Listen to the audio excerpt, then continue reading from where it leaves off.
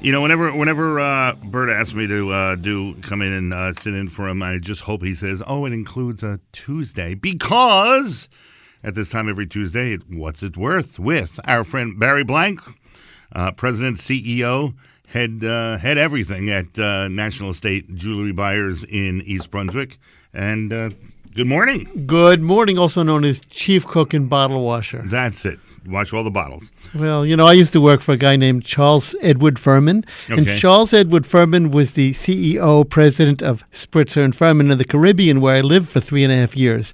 Really? And he boasted that when he opened the business, he would wash the toilets.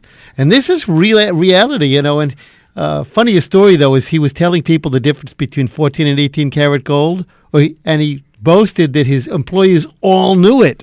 Well, that was before computers, so what he did is 18 karat was coated with pink tickets and 14 karat was coated with green tickets. So the employee quickly said, well, that's 18 karat has pink tickets and 14 karat has green tickets. So that's the difference between 14 and 18 karat gold. Now I know. It's all the tickets. It's a beautiful thing. Yeah. So last time we spoke, now you're here every week. Well, I'm trying. I love being here. You guys are good friends. I get a fifth of Jack Daniels in the morning. There you go. Bloody Mary. Yeah, right. I don't even barely drink. A fifth of Jack Daniels would probably last me for 20, 30 years. Right. It's blue and white diamonds, and that's what we're. You know what a blue and white diamond is? A blue white diamond. No, I know. Blue diamonds are like the ultimate thing, or are they? I mean, tell me. I remember when I was a kid. My mom and dad were in the antique and estate jewelry business, and my grandfather was a jeweler. Mm-hmm. My uncle a diamond setter. So right. I got it in my blood, And the thing is that I could still hear them saying, they got a blue-white diamond. And the question is, what did that really mean? Yeah. Blue-white diamond? What is it? Blue? Is it green? Is it white? What is it? Right. And by the way, what is a white diamond? Mm-hmm. White diamond is a colorless diamond. But when they were talking about blue-white, they were talking about what they would say is the finest diamond money can buy. Right. Now, is there a blue diamond or is it blue-white? There are really blue diamonds. Matter of fact... So blue and blue-white are different ones? Totally different. Okay. Totally different. The difference between, not the difference. You go to the Metropolitan Museum of of Natural History, and there's a gem exhibit, a permanent gem exhibit. I haven't been in there for a long, long time. And they have a whole rainbow selection of diamonds. Reds, yellows, greens, blues. Cool. But a blue-white referred to a diamond that is colorless or has no color in it at all, but when you put it under a black light, it fluoresces blue, supposedly.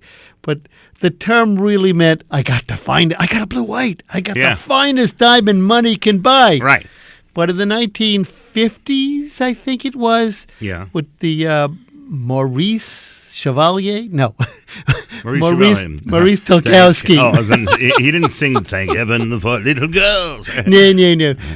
But he was he came up with specific ways to cut a diamond. Mm-hmm. And with these formulas and colors and clarities, he came up with a whole new grading process. Now, used to, I got an A color, I got a B color, I got a C color. Now, the best color is D, like David, not A, B, or C. So if somebody comes to tell you they have an A color diamond, you got to scratch your head and say, what are they talking about? So GIA now goes by the Tolkowski principles of grading, color grading, clarity grading, and symmetry, cut, and everything else to do with diamonds. So it's a whole different thing now, and we actually get to evaluate a diamond. I can almost make an offer, a tentative offer, based upon its GIA certificate. That's really how good GIA is. So that's something. So is it actually what people are certified and they do this process, or you have to send it to someplace? I mean, well, I'm a GIA graduate in residence, which means I didn't take it online. Or now they call it distance learning. I did the GIA. I love these euphemisms. Yeah. And I did the GIA course in 1978, graduated in 1978 or 9, I don't remember. It's just a couple of years ago. right. And it was an intense 6-week program. So you asked, do you have to know? What do you have to know? You have to really understand what the GIA is. And you have to know it was a 6-month course, 9 to 5, Monday through Friday, and intense. At the time, you got to hear 6 this. months. That's more than a semester. I mean, that's a full semester, full time. Oh yeah. Oh wow. yeah. Commuting in and out of Manhattan. I lived in Queens at the time, so it was a lot easier. But it was. You know what it cost then? Go ahead. $1,600 today. I'm afraid to ask. You don't even want it. About $30,000. Wow. Well, it's like again, it's a semester of college. Yeah. Some people said when I did it, it was like getting 20 years experience in 6 months. Probably. Yeah. The only thing they can't teach you is the how to put a number on it, and that's important. What do you mean? How How to put a value. Oh, okay. They You teach you don't mean physically, like put Yeah, a little, yeah. a little. No. Oh, they do that too now, though, Oh, with really? a laser. With a laser, yeah. They Really? they inscribe a number right on the diamond with a laser, and sometimes we have a really hard time finding it. Places like Tiffany. Right. Tiffany inscribed a number right on the crown of the stone. And you say, well, you should be able to see it. You got to have magnification. You can't just see it with your eye. Isn't that considered a flaw though? If it's written on. Not really. No, not at all. Because it's usually, you know what the edge of the stone is called? The edge. The edge. Yeah, well, they were living on the edge. You can't sit there. But Right. It's no, the edge of the stone is called the girdle. oh, well, excuse me. Okay. And the interesting thing about that is if you say, well, the girdle of the stone to a client, they're gonna what? The what? Well, where do you put the rest of the Yeah. lingerie? Yeah, I was gonna say, who wears girdles anymore? For the diamonds. Yeah, now they call them spanks. They don't call them girdles. anymore. Oh, okay. So the spank of the diamond. But it's an interesting thing because most people don't know one of the first things you do when you take up a raw diamond is you girdle it. Or Okay. you brood it and girdle it, and Root it and girdle it. This sounds like stuff we can't talk about on the air, but no. It's done by diamond cutters who take that stone and study it, that raw stone, for weeks or months, depending on the size of the diamond. It could be years actually before a 20 or 30 or 40 carat stone is cut because they look at it and look at it and look at it, and if they make a mistake, you can't go back once it's Yeah. There's no whiteout for this. There's no whiteout. There's no dress rehearsal. Once you break that stone, it's broken. Wow. You end up with a lot of smaller stones, but that's it. So that is So that's that is interesting stuff. So for the top of the top of the top of the top. Yeah. And a lot of times, do you ever find it that where somebody comes in, like, with an estate and there's a diamond, they have no idea that they have a blue-white diamond or something like that, and it's, I have good news for you. Yeah, it happens. It happens very frequently. Matter of fact, a friend of mine, John, Yeah. came to me with a stone that was in his family. And he said, look, I'd like to use this for an engagement gift. Okay. And I said, it really looks nice. And I think it should be checked by the GIA and verified. It came at a D color, Right. more than he ever hoped for. Huh. And I produced the mounting, and we set it for him, and they're very happy. So give a yell out to John. Hey, John. There you go. So this is why, by the way, one thing you always say is we never say, what do you want for it? Because it's not ethical. And this is a perfect example because somebody could come in, figure, hey, I'll get this guy. I'll put one over. Maybe I'll get $1,500. And and basically the thing's worth $35,000 or whatever. Well, that stone was a little over a carat. I don't remember the exact carat weight right now because it was a number of years ago, but I wasn't buying the stone, remember. He was just looking for advice, and he said, should I give this to her? I said, by all means. It's a beautiful stone. Is she worth, you want to say? What is she worth? Yeah, exactly. Got to be careful with that one. Yeah, exactly. But interesting stuff. So bring in, you have diamonds. You're the one to talk to. I'm the one to talk to. I also have 3 other buyers. Okay. I have Eric, Bob, and Jimmy, and they are amazing people. Great. They'll sit with you. And by the way, if I feel it's that fine and I don't want to take a risk on offering you too little, we'll offer to send it out to GIA for evaluation. Okay. If we buy the stone, there's no cost to you. If you decide just to have it evaluated by GIA and take it back, there would be a nominal fee. And if you want an appraisal on it, we would do that too at a fee. Right.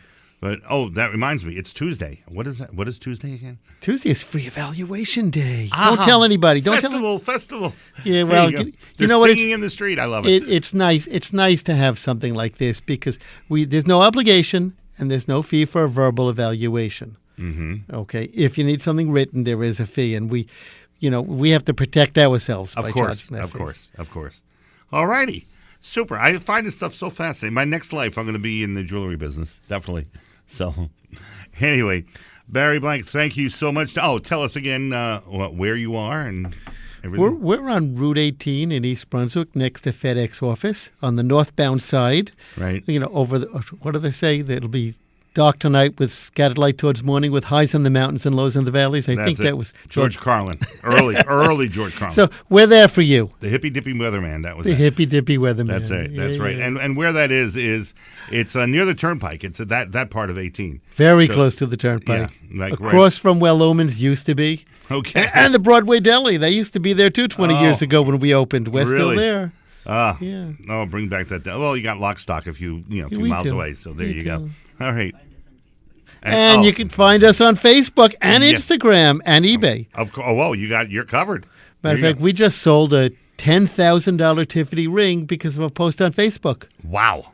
Yeah, really. Wow. Really. All righty. And sitting in for a good friend, Boyd, I am Alan David Stein, 753.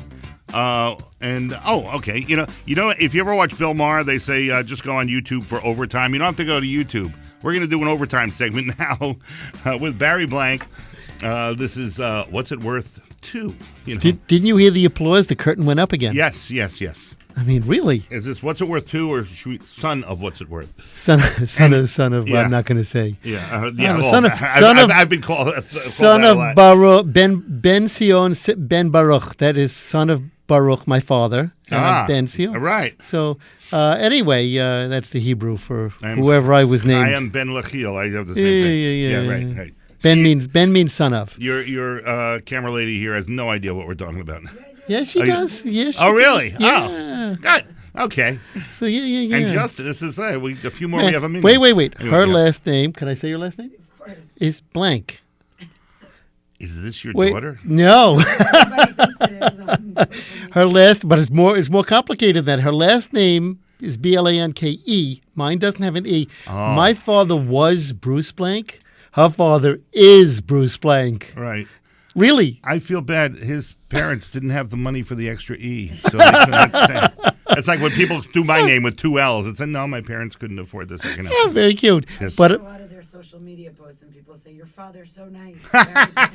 yeah, it's amazing. It's really, really amazing. When you said, I was nervous because when you said just now, and a daughter, you said, no, I was waiting for Barry's my husband. I was like, yeah, I'm sorry. I'm not a cradle robber. And my wife is Nancy. Oh, okay. Her name was McGill. Never mind. But she called herself Nil. There's two. Right. So anyway, I was Rocky Raccoon. Okay. Rocky Raccoon. I was thinking about a segment for next week. Okay. I was thinking about the difference between the cuts of the diamonds, the shapes, and what I mean. Right. And which one has the most value. You have to stay tuned for that. Really? And why it has the most value. I thought the shapes were just, you want the the oval. It's just a matter of personal taste type thing. I didn't realize that there's different worths. Yeah, they don't make a 36, 24, 36. Well, that's why they need a girdle. Right. They need a girdle.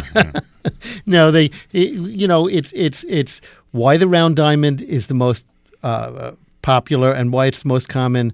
Where do you get pear shape and marquee shape and square cut and who decides on the shape from the original rough? That's what we're going to talk about next week. I think it's a great topic. Okay.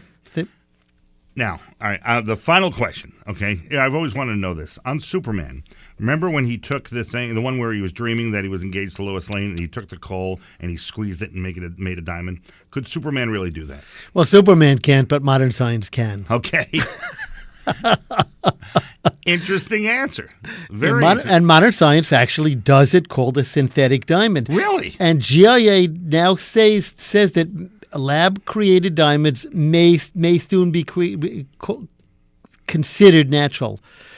Go figure that one out. No, that's No, it doesn't feel good to anybody in the trade. But we hope that. But they have to state synthetic diamonds on the. So a synthetic diamond is made from carbon, the same way it is in nature, but not over millions of years, but over days or weeks or months. Like that episode of The Adventures of Superman. Right, and they take it under high temperature and high pressure. Actually, they change color of diamonds too under high temperature and high pressure. Okay, interesting. And by the way, now she's looking at us like, what are they talking about with the Superman?